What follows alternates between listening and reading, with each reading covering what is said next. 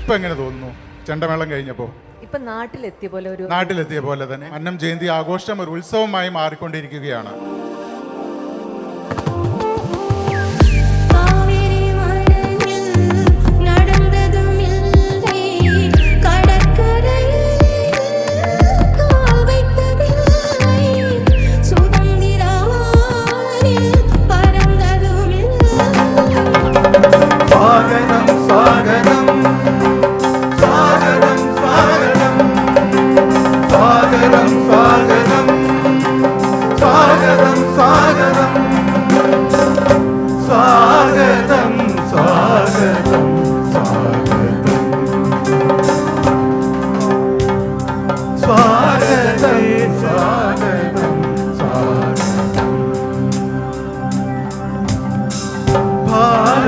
കേസരിതം പാവന സ്മൃതിദിന ശോഭന സന്ധ്യയിൽ സ്വാഗതം.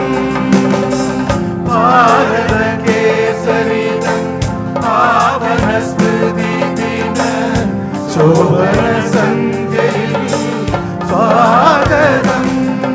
വന്ദേ ശ്രീധര തൃപ്പെരുന്നയമരും ശ്രീ പത്മനാഭ പ്രഭോ. വന്ദേ ശ്രീഹരി പാർവതി പ്രിയസുതം ആചാര്യത്തെ മംഗളം. വന്ദേ ഭാരത കേസരീന്ദ്രസുമതേ കാരുണ്യവാരാനിധേ.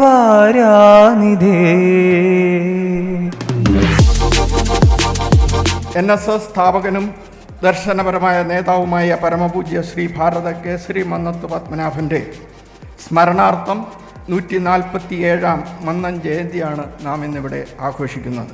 It was a huge preparation by the team, and it has started from the scratch. Then we developed day by day. Then finally we are here to celebrate the 147th years of Mannan Jayanti.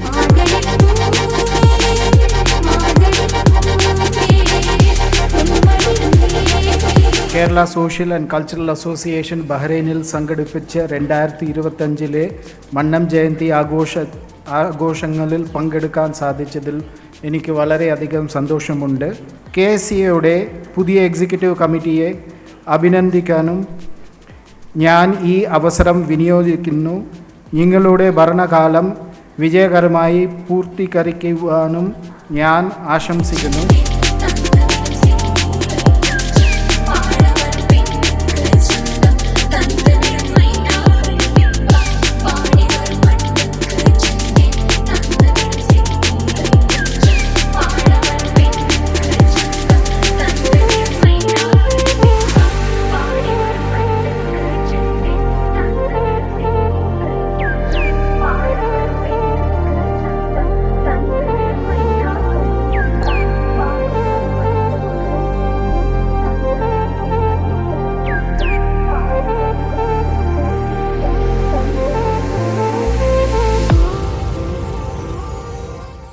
I just want to mention one or two things only. I remember one poem which I have studied sometime in the 3rd standard or 4th standard. I will just mention one line of it. Paragi paragi parinnuvallo dilaningidina mundarekku chutti ഉഴയും വയറോടു ഹന്തവിച്ചുഴലും കൊച്ചനെ നിങ്ങൾ കണ്ടിരിക്കും.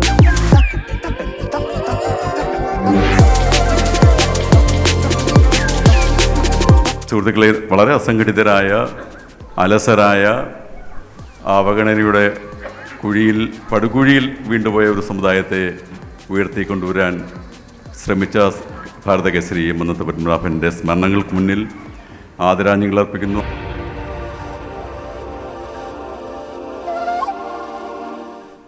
സാമൂഹ്യ പരിഷ്കർത്താക്കളുടെ കൂട്ടത്തിൽ എപ്പോഴും ഉയർന്നു കേൾക്കുന്നതാണ് ഭാരതകേസരി മന്നത്ത് പത്മനാഭൻ.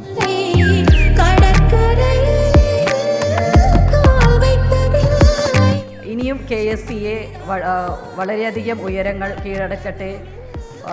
സാമൂഹിക സാംസ്കാരിക കാരുണ്യ പ്രവർത്തനങ്ങളിൽ സജീവമായി തുടരട്ടെ എന്നുകൂടി ഞാൻ ആശംസിക്കുന്നു.